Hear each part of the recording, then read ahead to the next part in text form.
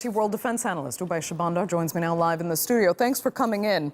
So Iran's nuclear spokesperson has said that there's still time for Europe to act and protect Iran from U.S. sanctions, but that they need to act now. It feels almost like this is blackmail. We're giving you 10 days, help us out, or we will start breaking the limits of the accord. Is this all an effort to push Europe into action? Well, it seems that Ali Khamenei, the supreme leader of Iran, is in a really desperate position. He's stuck between a rock and a hard place.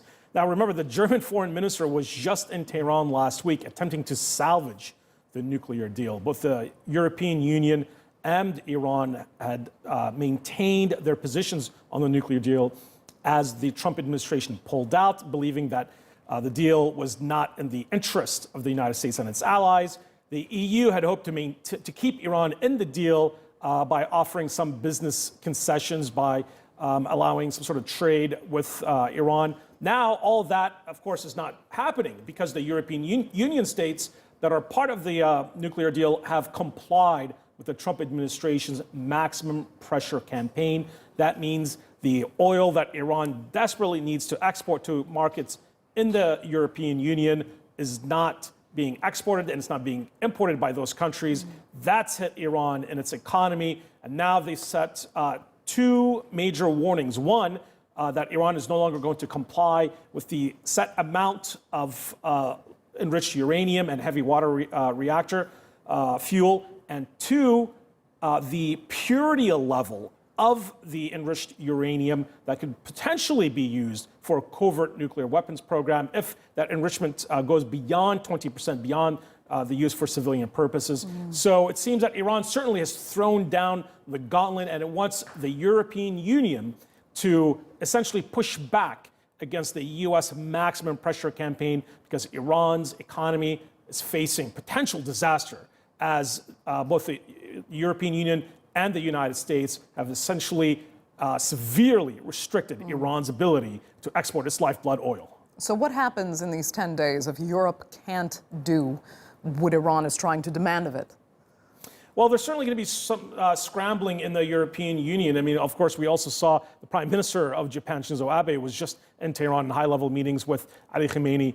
That, of course, also failed to reach any sort of compromise between Iran and the United States and its Arabian Gulf allies. So now we've been given a date until July 7th. That's the deadline imposed by Iran, supposedly, to Germany, the UK, France, China, and Russia to, quote, protect Iranian oil sales from U.S. sanctions. Look, let's look at reality. That's probably not going to happen. Japan, the South Asian states, and the EU are probably going to continue to abide by those oil sanctions. So now we're going to probably see a gradual escalation of Iran's nuclear program and enrichment. We're not at a crisis level just yet, but what we're seeing in this announcement, the fact that it took place at the Arak heavy water reactor plant was certainly very symbolic, given that it was so central to Iran's previous covert nuclear weaponization.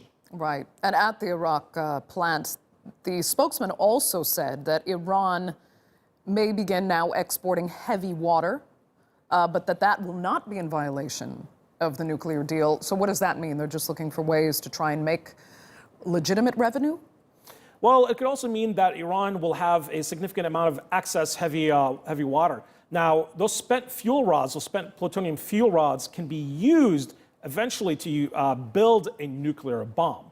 That's why the Arak heavy water reactor was so central to the Iranian nuclear deal in the first place. As part of that deal, Iran had poured concrete in most of the pipes of the plant, but we heard from Ali Akbar Salehi, the chief Iranian nuclear expert and nuclear negotiator, saying that Iran can easily reverse that and can easily make the Arak plant operational again. That could potentially go beyond civilian purposes, and certainly those were the undertones that we heard from the Iranian announcement today. Okay. Oubai, we'll leave it there for now. Thanks so much for coming in, as always.